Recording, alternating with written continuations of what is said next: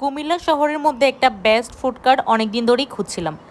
আমি সব সময় চেষ্টা করি ফুড কার্টের মধ্যে রিজনেবল প্রাইসের মধ্যে কোন খাবারটা বেশি ইয়ামি হবে। দেন আজকে চলে গিয়েছিলাম কুমিল্লা ধর্মসাগরের দক্ষিণ পাশে রানীকুটির সাথে একটা ফুড কার্টের সন্ধান পেয়ে। আসসালামু আলাইকুম এভরিওয়ান, আজকে আমি চলে এসেছি আপনাদের সাথে মিনি একটা ব্লগ শেয়ার করার জন্য। যারা যারা আমার হীরামুক্তা ব্লগ পেজে এখনো ফলো দেন না, অবশ্যই পেজটাতে ফলো দিয়ে রাখবেন। আর কারা কারা এই ফুড কার্টের মিট বক্সটা ট্রাই করেছেন অবশ্যই কমেন্ট করে জানাবেন। এটা কোনো প্রমোশনাল ভিডিও না। এই ফুড কার্টের যে ওনার ছিলেন সে হচ্ছে একজন স্টুডেন্ট মানুষ ছিলেন।